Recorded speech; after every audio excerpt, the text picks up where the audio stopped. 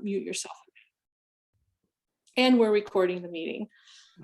So one of the things that we know a lot of you have been with us before, but some of you are new. So we always want to give some kind of recap of why we're here. We're here about Bell Bowl Prairie. We want to save Bell Bowl Prairie, located at the Chicago Rockford International Airport, located on their land that they own. And we learned back in August last year about construction happening right around Bell Bowl Prairie, and learned that it was going to destroy the prairie. So we had people go out there, and then we also discovered at that time the rusty patched bumblebee, which is a federally endangered species. So then in September, we started a public awareness campaign about this by starting the Facebook group called Save Bell Bowl Prairie, and that has grown to around 4,000 people now. And that's been a real great way to get the word out about this effort to save the prairie. So we have the Facebook group. We also have a website called savebellbowlprairie.org. We have Instagram and Twitter. You can find us at Bell Bowl Prairie on those social media sites as well. And then there's been a lot of press coverage in the last 6 months, and you can find that on the savebellbowlprairie.org website in the press section. There's been more than 100 news stories and letters to the editors that have been published as well in guest columns. So you can definitely find a lot to learn about Bell Bowl Prairie at the website savebellbowlprairie.org and in the press section, where you have links to so many news stories. As you can see from the agenda, we do have a lot to get to tonight. And before we do that, I also want to thank our partners. It's not just one organization in this effort to save the prairie. It's several organizations and many individuals like yourselves who are helping with this effort. Along with Natural Land Institute, we have Mississippi Audubon Society and Friends of Illinois Nature Preserves and the Illinois Environmental Council, as well as many organizations that have supported this effort, and they've signed on to a support letter. And Rob, maybe you'll talk about that in a little while, or Jillian might talk about that later, about the support letter that organizations can sign on to. And I know that there's, I don't know, 120 or more businesses and organizations that have signed on to that. So in addition to all of the businesses and organizations that support there, there's so many individuals that have really made this a huge grassroots effort to save the prairie. And it's still being threatened, but we have delayed the destruction of it. And so we are happy about that.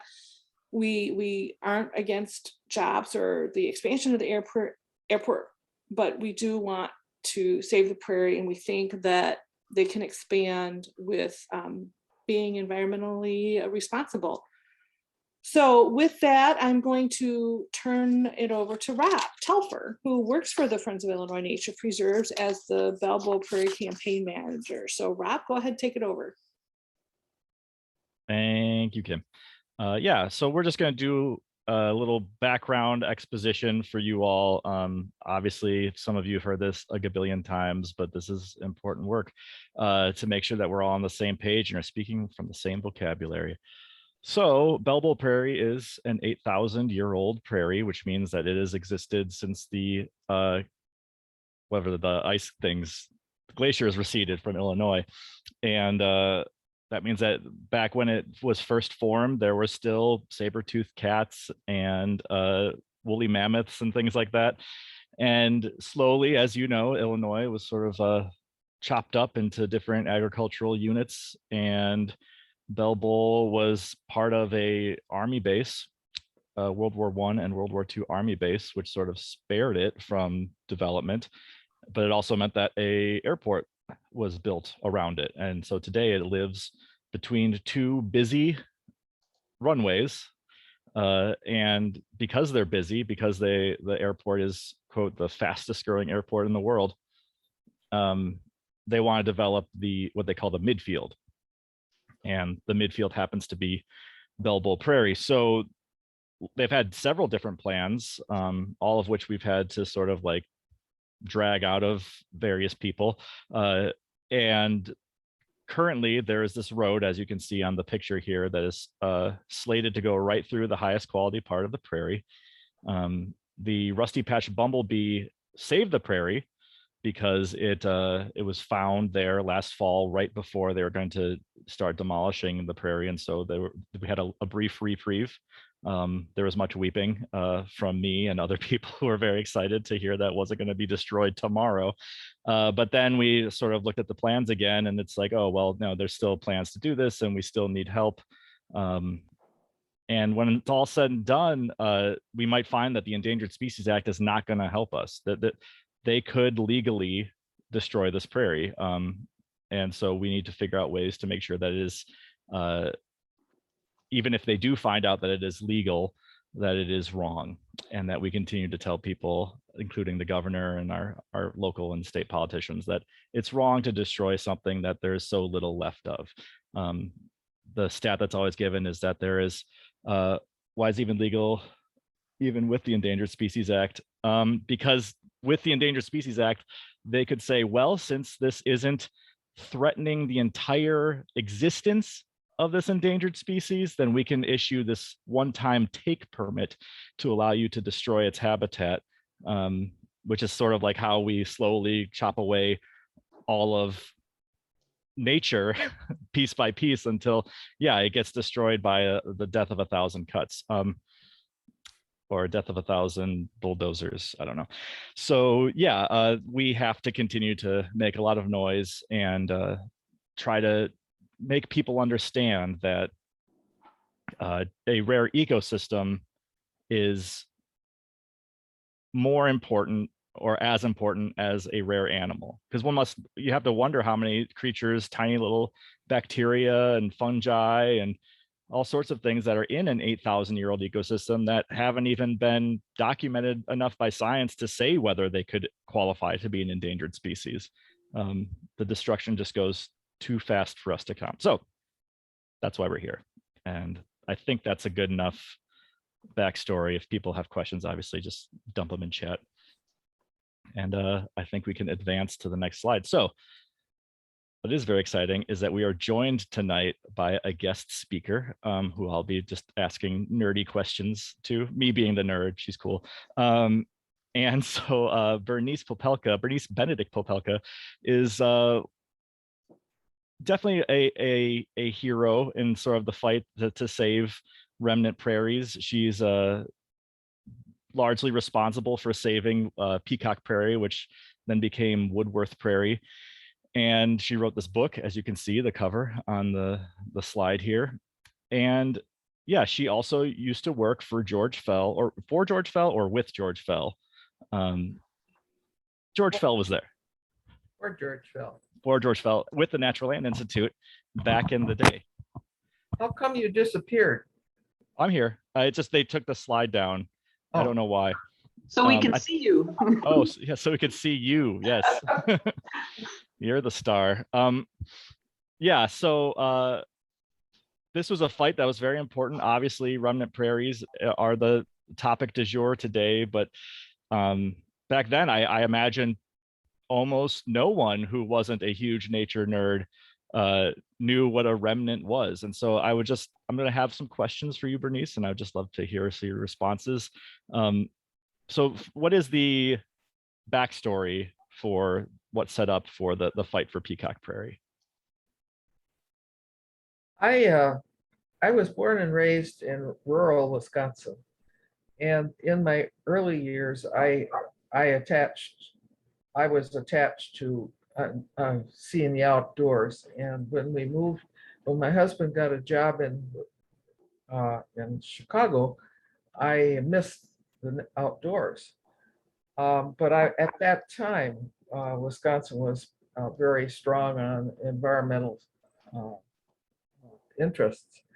So when somebody told me about this, actually it was Marion Cole, who everybody I talk about has probably passed away, for heaven's sake. But anyway, she told me about it, and I went to see it. And I really wasn't acquainted with Prairie, but when I went to see it, I was struck by the fact that there were no Eurasian weeds there. And I saw it in its beauty. And so I started trying to work on it with, and Marion Cole has had a lot of contacts, and she would give me contacts, and I would go to wrote a letter to the Cook County Forest Preserve, and they said, no, it was too small, it was in the wrong place, and it was too expensive. And this was always the argument they had. Everybody had this argument. Why don't you just cut it off at the base and remove it somewhere else?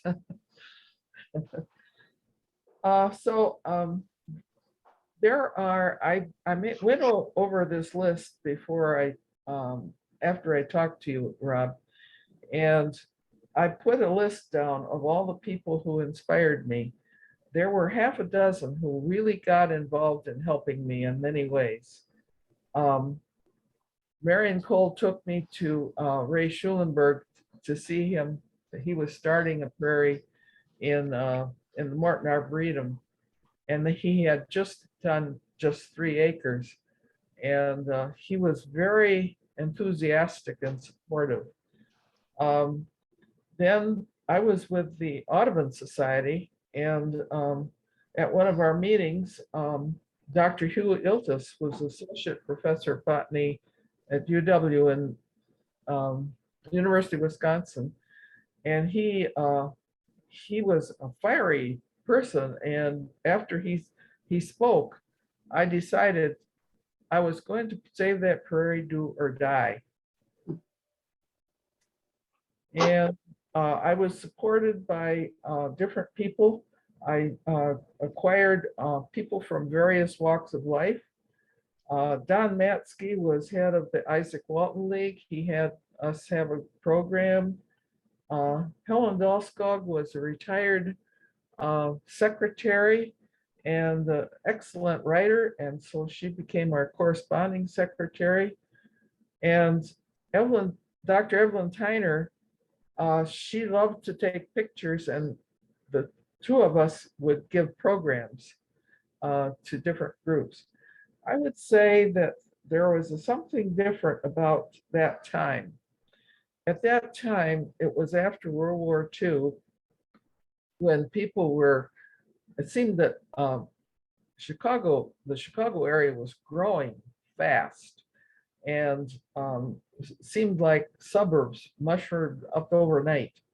And there was an interest in having, they weren't interested in environmental issues then.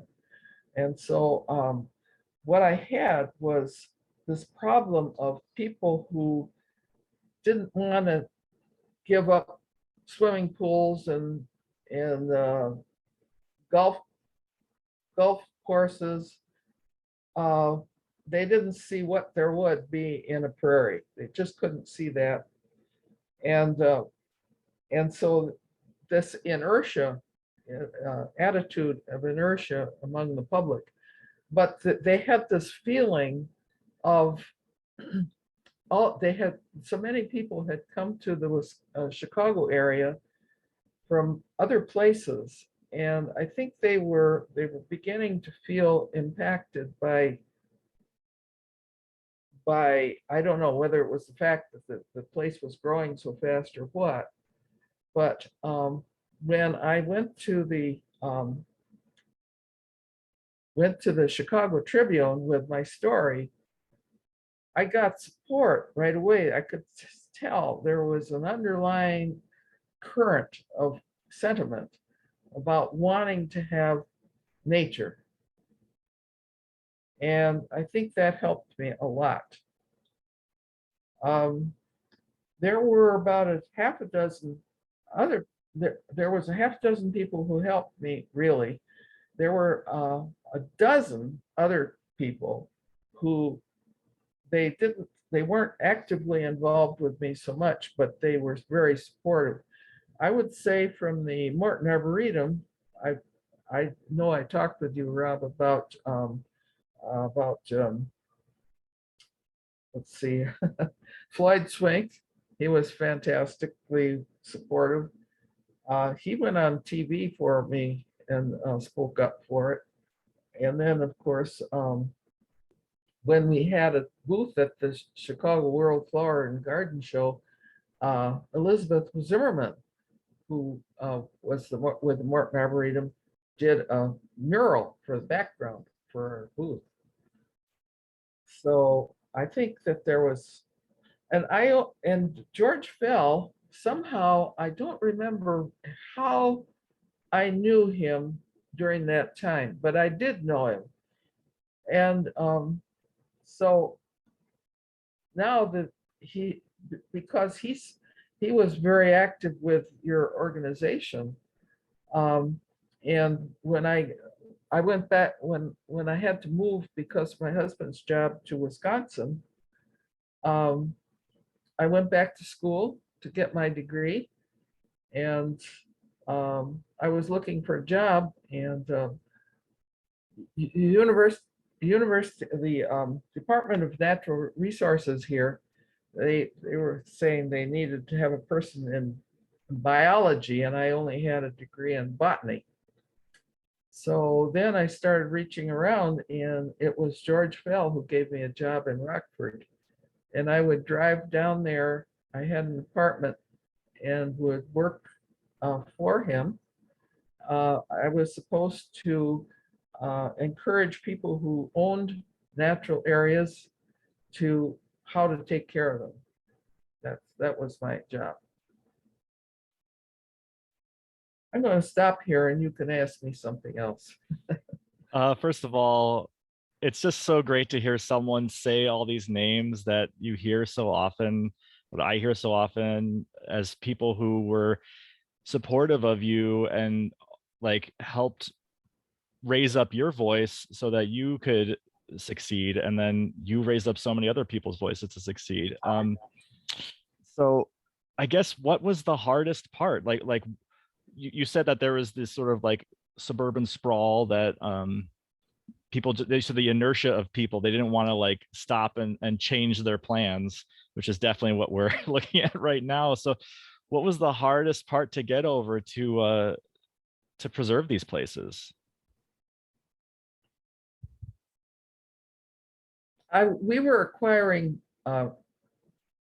sentiment from people from all over the United States because of our corresponding secretary, by the way. Anyway, this was continually growing.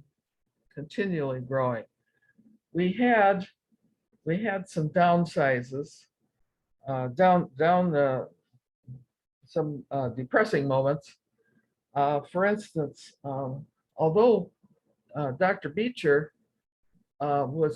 he wrote a wonderful article about prairie, but when I went to him, he was, I was being laughed at by Dr. Beecher, by Jeffrey Short, by Cap Sowers, and of course Arthur McIntosh was a stubborn person who owned it.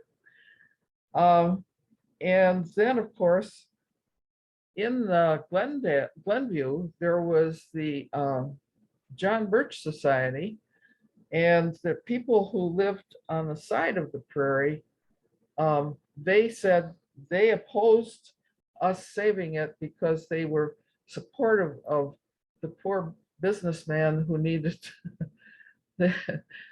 they gave me a little trouble, but I would go to the newspaper, and that's another thing that was different.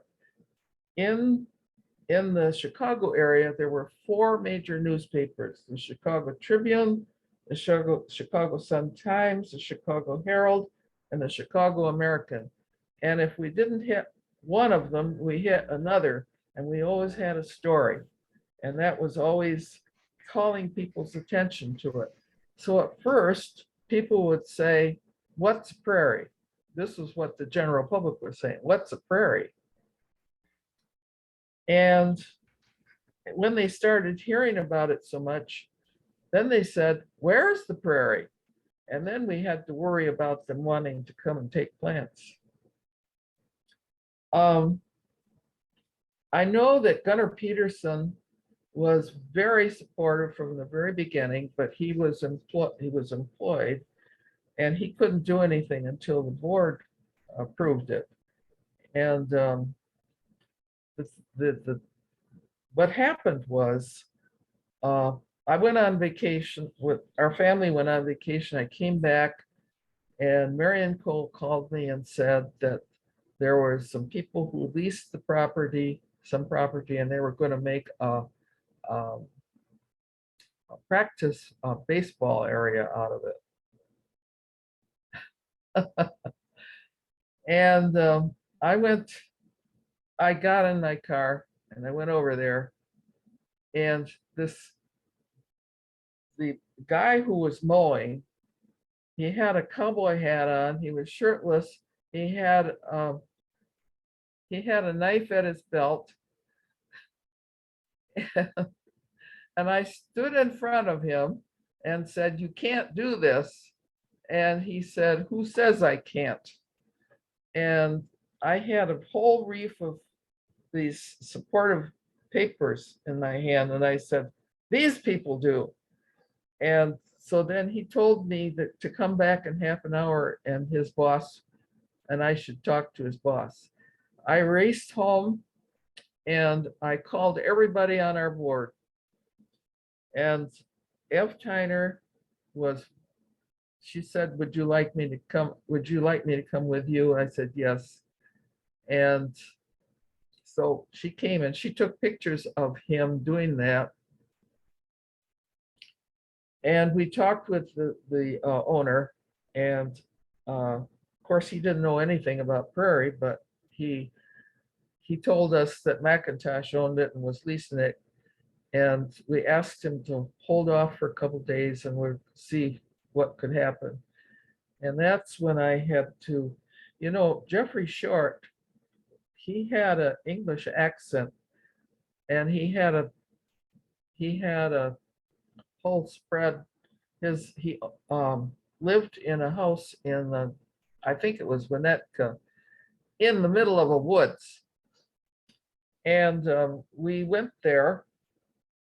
I'm glad that F. Tyner came with me because I think that was rather intimidating. He said that I could meet with him at noon on the 4th of July. I don't think he thought I was going to do that. But we went there and they had 2 Mastiff dogs. So we went back into the car until they went away. And then we rang the doorbell. Nobody came. So then we went around to the side door and they had some fountain. It was a very plush place. And knocked on that door, no one answered. So we went around to the back, to the sliding doors on the patio, and I banged on the door, on the glass, and finally Mrs. Short came, and she said that we had to wait till Mr. Short came down. And so I think that was the scariest moment for me, because my hands were sweating. I was shaking. And when he came out to talk to me, and Ev was sitting there. He had an argument for why he didn't confront me, but he would kind of change the subject or say this. And I never gave up. I was not going to leave. That was it. And finally, I got to the point where the words came out of me that turned the tide. I said, if this rare virgin prairie is destroyed, Mr. Short, it can never be replaced, even in 1,000 years. And he was silent. And finally he said, Mr. McIntosh is my friend. But I think he decided that I was never going to go away. So then he had me compose a telegram. I went back home, composed a telegram, had him approve it, and sent that telegram to Mr. McIntosh. Well, that was the beginning when things started happening. And but there was also another tense moment when, after this had been approved, that we had to also have fencing around it. We had to have a nature center, and yeah, it was. We were waiting and waiting. Jeffrey Short also knew the head of the University of Chicago Circle, Chicago Circle campus, Chicago, Illinois, and we were waiting, and finally, we just kept pushing and pushing, and then finally, it happened. And I think Gunnar, at that point, he was able to help push the things to happen. So by that time, I had been written up in the Chicago Sun-Times as the person who stopped the bulldozer. And I think my husband felt he didn't like the big city, and also I've become known, and I think that his machoism. And anyway, he was looking for another job, and the heartbreak for me was that I had to move back to Wisconsin. But Woodworth Prairie is still there. The fence is still there. I went there and I couldn't get in. I was like looking at the plants from the other side of the fence. There's a McDonald's there. And that was written in the National Geographic. Did you know that? What, Bell Bowl or Peacock? Peacock Prairie. I didn't. Yeah, and they have a picture of the sign. Yeah, look that up. Yeah, but you have to reach the steward. Yeah, you have to reach the person to get there. Yeah, and UIC helps manage it now too. But it's a shame that somewhere like that still can't be open to the public all the time and not have us worry about garbage and poaching and destruction, because everyone should be able to fall in love with the prairie without having to know the right person to call, you know? And so, yeah. One of the things that we enjoyed, one of the things we enjoyed was we decided, in order to advertise it more, we decided to hold a field trip and put out the notice, and 90 people came, and it was 90 degrees out, and you know how hot it can be on a prairie. Yeah, there's no shade. So 3 of us, we divided the group up into groups of 30, and but I was surprised to see 90 people come. I imagine there's so many people who have heard about Bell Bowl for the first time who really wishes they could just get on the site now. I bet you would get 90 people in the middle of July too, if we're able to get in there. But it's a little bit different because it's on airport grounds, and they can lean on, like, you know, oh, they're terrorists maybe, so let's make sure that no one has access to the prairie anymore. So I was wondering, do you have, like, from where you sit, any sort of, I don't want to like put you on the spot or anything, but is there advice or perspective that you might give I mean, obviously a lot of the stuff you said is great. Like always have a story, make sure you keep telling the story, make sure you don't go away. Don't be scared by mastiffs. But yeah, what else? The other thing is that, first of all, you know you're right. That's true.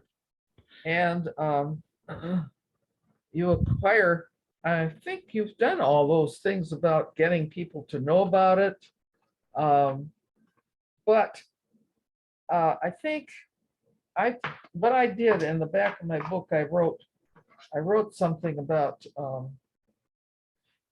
before I read that, I can go on and say that that experience of Saving the Prairie was a growing time for me. I ended up going to organizer school, the Midwest Academy in Chicago for a week, and learning the weaknesses and the strengths of your opponents, getting to know them, getting a lot of support, making it so public that they're going to be totally embarrassed. And let's see, what did I write here? Oh, yes, I find it. I listed in the back of my book, I listed tips for organizers. And the last, first of all, you've done, I'm sure that you have people who are committed. And I'm sure you've done your research. And I heard that you have this landscape architect do a fantastic job. So you've got that. And you've communicated, definitely. And you'll keep contact with people. But you, as I said, identify the group's opposition. The opposing individuals and groups have strengths and weaknesses. These need to be reckoned with. Never underestimate those who oppose you. Honor their strength, which you may be able to call upon sometime. And finally, as when I was leading the group, I had people who, somebody, she was not a fighter or anything. So she was the recorder. I had some, so we had different people doing different things and keeping communication going all the time. But finally, I said, never give up. Persistence is the name of the game. What can an organizer do to supporters who fail to be persistent?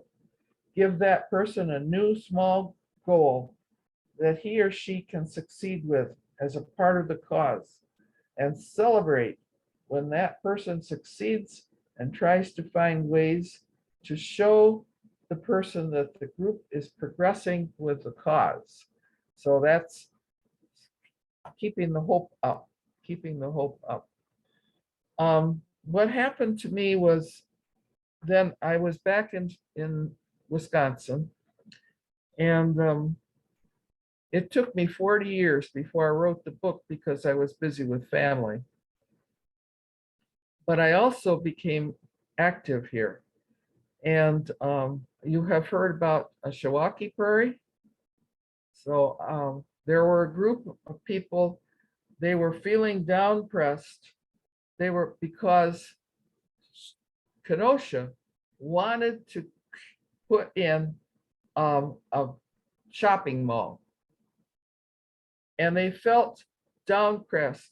And I was asked to go there. And I said, they were going to have a meeting with the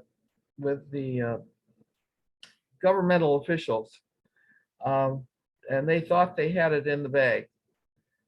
And I said, we have to have signs, we have to have buttons, and we have to sit in the front row, and we have to make our voices heard. And we did, and shocked them. They didn't expect it. And then I had contact with all the environmentalists in Wisconsin, and I called every one of them. I said, you have to get there because the northeastern the Southeastern Planning Commission is going to have this meeting and they're going to make the decision. And we had people who had reasons for why it should be saved. We had it documented. The opposition did not have a foot to stand on. And so it was saved. This is great. I'm really glad that we're recording this because it's there's just so many gems falling from your mouth every time you say something that's very very helpful. We have to get to this other agenda. I am sad about that because the stuff that we're going to talk about is important, but everything you're saying is so good. I'm enthusiastic about you people. I've heard some good things. I'm thinking about you often. And I think I'll keep pulling up your website to find out where you are. But don't give up. I've almost cried like 6 times while you're talking. So this is great. Thank you so much. Is there any way to get a hold of your book anywhere? Does it exist in a way that we can purchase it? I can't find it anywhere on the internet. That's right. Yes. I think I'm going to have another printing of it. Okay. and I will go to the person who helped me publish it, and I will ask him if we can get some more copies done. Yeah, I think that'd be nice. I think we'd like to read. I would like to read it. Okay. Take care. Okay, everyone. I like to do jazz hands for applause, but can we jazz hands for Bernice, everyone? She's so great. Lifelong badass, Bernice Benedict Popelka has graced us. Thank you so much. Thank you for all the work that you've done for so long to make the world a better place. And it was nice to meet you, Rob. It's nice to meet all of you. I wish you good luck. Thank you, Bernice. Yes. All right. I yield the floor to whoever's next. I think I am next. Yes, all right. So now that we are all energized and we have all these great ideas from Bernice, here's where you can show up and use some of that energy that you've got. So I've kind of split these up between if you're in the Rockford area versus if you're anywhere else. So for our Rockford folks, on April 15th, which is this Friday, we are hosting a Rusty Patch Bumblebee homecoming celebration, which is going to be at the corner of Cessna and Beltline Roads, just outside the Prairie. It's as close as we can get to the Prairie without their security asking us to leave. And we've had events out there before without any problems. So we're hoping that happens again, but it's going to be a really awesome time. We are going to have some educational materials about Rusty Patch Bumblebees and some fun, I don't know what they're called, but you know, those like cardboard things you can stick your head in and take a picture with it. We're going to have those of like wildflowers on the prairie. So you should come and get a silly picture with your head in a flower. All in all, it's going to be a really great time. We're also going to have people with cameras and binoculars out there to help us see if we can see any type of wildlife movement on the prairie, which would be super awesome as well. On April 23rd, which is the weekend of Earth Day, Severson Dells in Rockford is hosting their Pollinator Palooza, which is just a celebration of all different pollinator things. And we at Save Bell Bowl Prairie are going to have a booth there, so you can come visit us and learn a lot more about other pollinators and ways that you can support pollinators. And then, of course, as we've come to expect every month, there's a Greater Rockford Airport Authority board meeting on April 28th. So they let people sign up 1 week in advance of those meetings to make a statement to the board. So if you're interested in making a statement, you can reach out to me and we can coordinate who will be talking on behalf of the Prairie that day. Then with Earth Day weekend coming up, there's a bunch of events going around all over the state. And so I wanted to highlight some of those that we're going to have Bell Bowl Prairie people at. At Northwestern University's campus, they're having an Earth Day Teach Out, which is going to be an all-night event from the 22nd to the 23rd. And we're going to have Bell Bowl Prairie advocates there with flyers and just trying to spread the word to some new audiences. Then also on April 23rd, there's going to be a postcarding event in Normal, Illinois that we're going to have some people at. I believe some of the students from Pontiac Township High School are going to be there, helping to spread the word about their postcard campaign. And they're the ones who have they're about halfway through sending out 1,000 postcards to Pritzker, Duckworth, and Durban on behalf of the Prairie, which is super awesome. So they're going to be out at that event. And then also something that we wanted to let folks know about is that Prairie Moon Native Plant Nursery has reached out to us, and they are interested in hosting a fundraiser for Bell Bowl Prairie. So that's going to go on from April 19th through the 22nd, and they're going to have a portion of any funds that they raise or any orders that are placed online during that time is going to go to Bell Bowl Prairie. So if you need some native plants, you should order them at that time. And I have a super secret, not really insider information, that you will also be receiving some free penstemon seeds with every order as well. So make sure to check that out too. Jillian, And then, yeah. Jillian, I Mhm. just wanted to pause right there because there was a question about the times of the Rockford events. Can you go over those? Jill, can you go back one slide and just mention the Yeah. times of the various events for people? Thank you. Sure thing. So the Rusty Patch Bumblebee Homecoming, we are going to show up bright and early at 7 a.m. and we have folks planning to stay out until at least 11 a.m. So we're hoping to get some early morning bird sightings and also get some visibility from the folks who are working at the airport that morning as well. Pollinator Palooza at Severson Dells is going to be from 10 a.m. to 3 p.m. and the airport board meetings start at 5 o'clock. And there are also links to all of those like Facebook events that we can put in the chat too. Yeah, if you, I put in chat the event link, I'll put it again, from the savebellbowlprairie.org website. All of the details will be on there. Perfect. And then with all these events happening, we know that we can't have people, well, we can't necessarily have like people from the Natural Land Institute or from Friends of Illinois Nature Preserves at all of these different events that are happening all over the place. So we wanted to give each of you the opportunity to kind of bring Bell Bowl Prairie advocacy to any events that you were attending for Earth Day or just in general. So we've put together this kind of ambassador toolkit for Save Bell Bowl Prairie that you guys are welcome to take and use that. So basically we have flyers in there, some postcards that you can print out. And it's a great way to raise awareness in your own community about these kinds of issues too. And if you are planning on handing out flyers or postcards at an event near you, feel free to keep us in the loop. You can tag us at Bell Bowl Prairie on Instagram or Twitter or post about it on the Facebook group.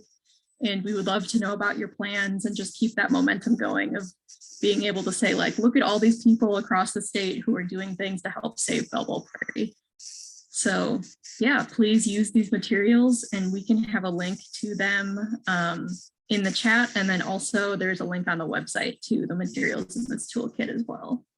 Jillian, this is Kim again. Sorry to interrupt Mhm. again, but there was No, a you're good. question. Do we have t-shirts yet? Or what about stickers, posters? Yeah, I know some people have been looking into making t-shirts. Last I heard, we were getting them printed, but I'm not sure if they've been delivered yet. And I know we're still in the process of getting more yard signs printed as well. But once all those are available, I'm sure you'll be able to stay in the loop through either the Facebook group or we can post about it on other social media too. And we can also post an update on the website if folks don't have social media too. And with that, I believe that is all I had. So I can pass it over to Carrie. Is Carrie here? I don't think she is here. No, Carrie's not on the call. So this is Jill from the Natural Land Institute. And like this slide says, all the documents on NLI's behalf have been filed with the courts, and we're waiting for a decision. Hopefully that decision will be back by the end of April. Then the process of discovery will begin. Discovery and depositions. So that's where we are right now with the two lawsuits that NLI has filed. Jill, pretend I'm dumb and I don't know what discovery means. Could you just let me understand that just a little bit? My understanding, when we have filed the Freedom of Information through the Freedom of Information Act, we have filed and asked for information, and there have been kind of roadblocks in our way. Discovery will make that process a lot easier. That any document that we ask for has to be provided, and then that goes both ways too. So we will be asked to provide information in defense of our filings. So in a nutshell, requesting information, and it will be provided. Thank you so much. Mm-hmm. And this is all of the filings that we have made. They're all available on this Save Bell Bowl Prairie .org/resources. All the legal documents are there.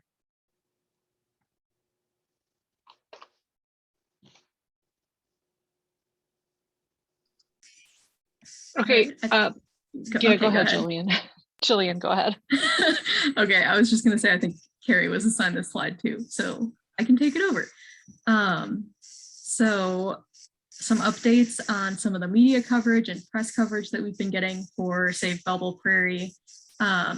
We've been busy. We've had a lot of like radio interviews through the Rockford area press and also out of Chicago through radio stations like WNIJ and WBEZ. We've also had some awesome articles published in National Geographic, which was really exciting, the Chicago Tribune, and also locally in Rockford in our Rockford Register Center and other Rockford media agencies as well. Also through our social media, we've been trying to spread the word about this. We have over 4,000 members of the Facebook group now. We have over 800 followers on Twitter and over 2,000 followers on Instagram. So we're keeping this issue in people's minds and encouraging everyone to tell everyone else that they know about this. So we can go to the next slide. And I can talk about consultation. So consultation, in a nutshell, is basically when the Illinois Department of Natural Resources or the U.S. Fish and Wildlife Service will look over the airport's plans and either say, yes, this is going to be a negative impact on the prairie and you can't do it, or there are ways that they can get around it and they can still go through with it. So as of April 4th, we know that this consultation hasn't started yet, which is something that we were kind of surprised at because we figured that this is something that they would be really pushing forward with because it's something that has to be done before they can continue with construction. So we know that it hasn't started yet, and that once that process is started, it can take up to 135 days to be completed. So IDNR is still waiting for their updates from the FAA in order to begin this process. And we don't really have a timeline of when the FAA will be submitting those materials to the IDNR. We do know that the FAA and the FAA is the Federal Aviation Administration and the GRAA is the Greater Rockford Airport Authority. So we know they've been talking to each other about voluntary conservation efforts, which is basically they approached the forest preserves of Winnebago County and asked if they would be interested in basically sponsoring a restoration through the forest preserves, because that's something that they might be able to include in their documents for this consultation to help kind of balance out any destruction they would do to the prairie. So we don't know how far those discussions have gone. We know that they haven't entered into a deal with the Forest Preserves of Winnebago County or anything like that. But we know there have been talks about it. But basically the update on consultation is that it hasn't happened yet, which is great for us because that means they can't do anything yet. And we can go to the next one.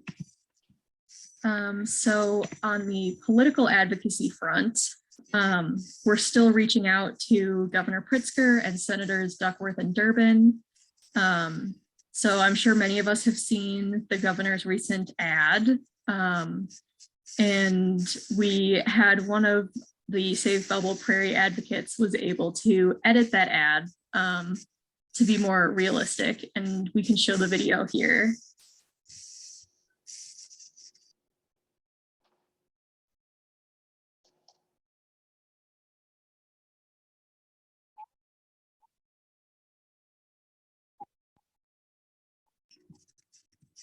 I'm not sure if there should be sound, I think.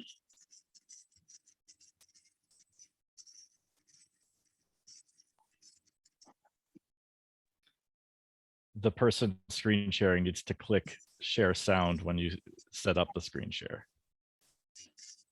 Okay, well, Zoom hot tip. But maybe we could share the link to this in the chat. Yeah, I think that's a good idea. And people have been reaching out to the governor to ask basically like, what the heck? You just did this whole like love story to the Rockford Airport and didn't mention the prairie at all. That's rude. And here was his response. He said his people from his office said the governor's new ad celebrating Rockford being home to the fastest growing cargo airport in the world does not indicate a shift in any previously held positions. Economic development and environmental protection are not mutually exclusive, and the governor has demonstrated a strong commitment to both. I can't wait for his ad about Bell Bowl Prairie next. As he said in November, we can protect our environment while also creating jobs. So at least his office has made some type of statement, but we would love for a bolder statement than that. But responses like that just keep going to show that we need to keep calling and writing and tweeting and just reaching out to these officials in any way that we can to help just remind them that we're still here and we're going to continue being annoying until they do something about it. And I will pass it over to Rob for everybody's favorite part of the meeting. It's a moment of action. So there's a lot of great stuff that we have always to share, different things that we can do. And I've made this very, very well designed page for everyone to see the different actions you can do. So if you click on that, so what we're going to, the moment of action for those who weren't here the last time we did this is when we actually stop in this meeting where you have to stay here and then do one of the things on this link. And so if you click on that, you can see all the different things that can be done. Rob, there's no live link here. Can Jillian, can you put that in the chat? Can you put the links and have people click on those? Oh, you mean they can't click the links in the document? I clicked the link. The link was put in chat and I clicked it and Thank it you. opened up the document. Thank you. I'm sorry, Rob. I thought you were talking about the slide. Excuse me. Oh, no, yeah, no, this, yes, very good. Okay. That's fine. I just want to make sure everyone can see my very well designed action page through Google. It's beautiful, Rob. Thank you so much. Yeah, I went to design school. Design is your passion. Yeah, so if everyone could just do one of these things. I'd like to point out that the Care 2 petition has 96,000 signatures on it already. A lot of them are outside of Rockford. And so we have this other petition through Civic Shout, where we're trying to get more local people. Then there's the organizational letter of support, which we actually need you to ask the organizations that you're a part of or are interested in to sign on if they haven't already. We have over 120 different organizations like the Morton Arboretum, like the Field Museum, like Winnebago County Forest Preserves, and also a lot of local businesses in Rockford and places from around the country. So getting other people to sign on to that, that's a living, growing document, would be really great.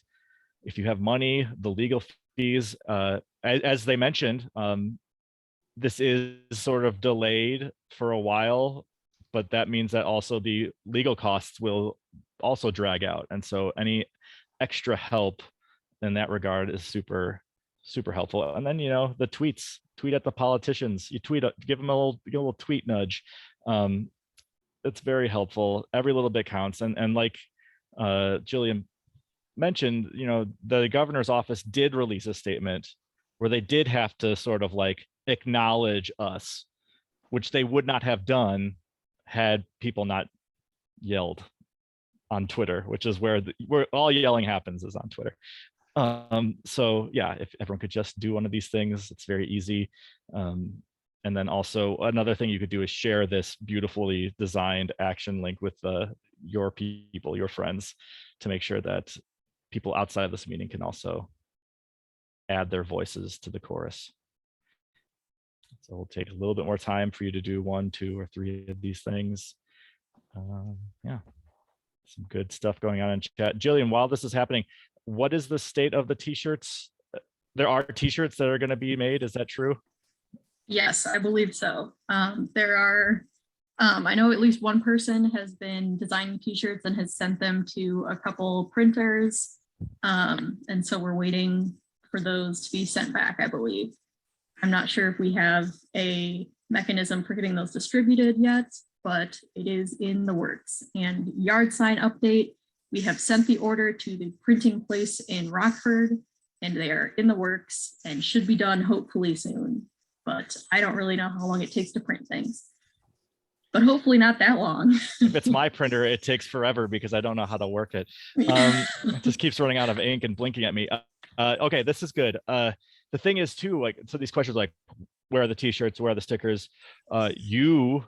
Anyone on this call is more than empowered to make those. And people who are talking as part of the meeting can help set you up with designers or printers that we've heard of and help connect dots. But if you say, oh, you know what, I love buttons and I need more of them, then we will help you, but you can take charge of that. Anything that you think is missing from what's happening, you can be in charge of. Be like Bernice and just say that, like, you're not going away, despite the people who are sticking their dogs on you. So yeah. Man, yeah, so great. There's no like trademarked Bell Bowl Prairie anything. So like, Don't be worried about stepping on copyright stuff. Like, paste that Bell Bowl Prairie stuff all over the place. I think that's enough for the action. Thank you, everyone. Are there any other business things that need to be attended to? Be like Bernice. I like that. Be like Bernice. Put that on a sticker. Yeah. Be the Bernice you need to see in the world. When there was one set of footprints, that's when Bernice was carrying you. There was one question in chat that I noticed. Somebody wanted to know about the last airport board meeting and how it went, and was there any action after that? I mean, do you want to comment on that, Jillian? Yeah. So at the last board meeting, we presented the letter of organizational support that Rob mentioned. So we had a couple folks volunteer to read the letter to the board, and then also once their 3 minutes of allotted time was over, we had another person stand up and continue reading the letter and the signatories on that letter to the board, which was super fun. And then we also handed out physical copies to all the board members as well. So that was really great. There was definitely a couple board members, the ones who have in the past seemed more receptive to us, were definitely like actually looking through the people who signed it and not just like throwing it in a folder, never to be seen again. So that was encouraging. And then what else happened? Oh yeah, Loves Park Mayor Greg Jury sent a representative to give his version of a love letter to the airport, saying my personal favorite quote from his little spiel that he gave was that every square inch of the airport needs to be used to better the economy of Rockford. which just seemed so dramatic to me, but it was kind of fun. And, you know, having this remnant prairie that's ancient and super unique can be used in so many different ways to improve the economy of Woodford, but they don't want to hear that. So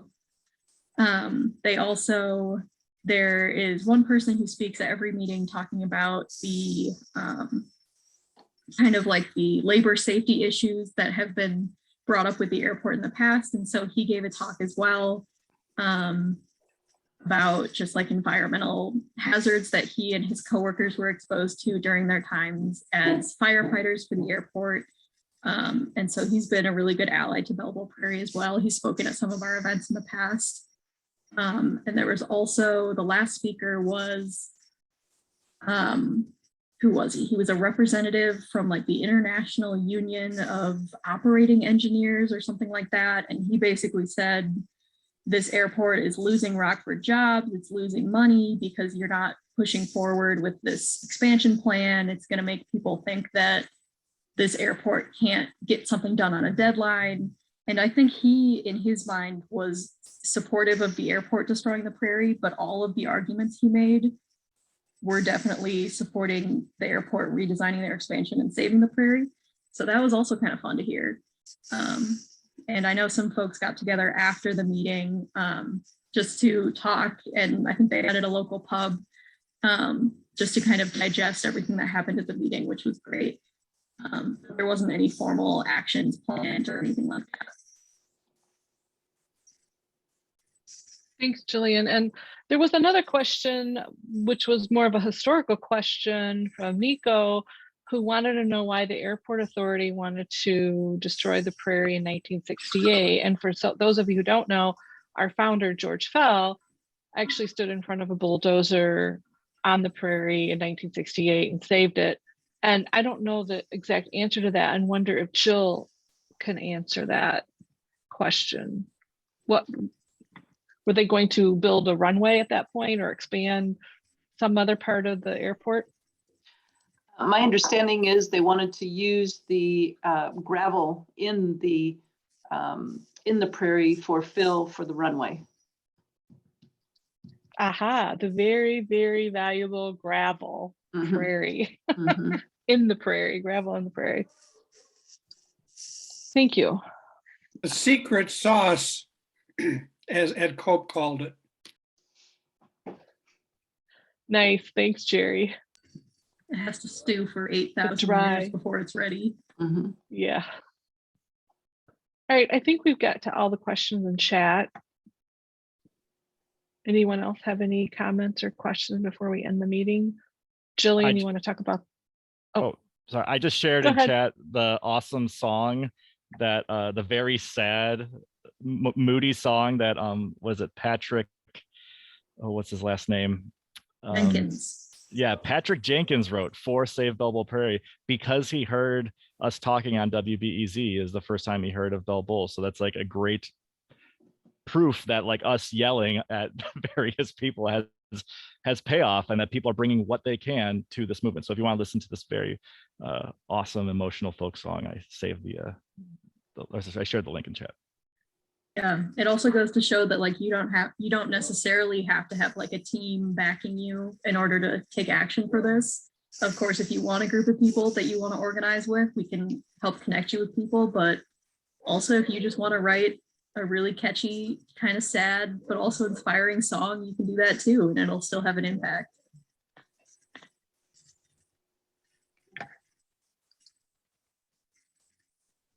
Okay, thanks everybody. And Jillian, comment about the May meeting. Yes, so we are going to be having another public meeting in May. We're not really expecting to have a ton of new updates before then, especially since consultation hasn't started yet. But we will still be meeting in May. We don't have a date determined yet, but we will send that out through email and also post it on all of our social media sites too, so people can stay in the loop. So feel free to look out for that sometime in May. Great, thank you, Jillian. And this meeting is being recorded. So tomorrow, sometime later in the day, we'll get this posted on the Facebook page and the website, Natural Land Institute's website, naturalland.org, and also the Save Bell Bowl Prairie.org website. And then all of the links in chat, I'll compile and put those into a Facebook post and on our website as well for people to get those links. All right. Perfect. Thank you, everybody, for coming tonight. Have a good evening. Be like Bernice. Be like Bernice. Be like Bernice. Be like Be Bernice. like Bernice. Yeah, Be like that was Bernice. fun. Thanks, Absolutely. everyone. Hey, Take care. thank you, presenters. That was excellent. Thank you. Thanks, Paul. Thank you. Good night, everybody. Talk to you Monday.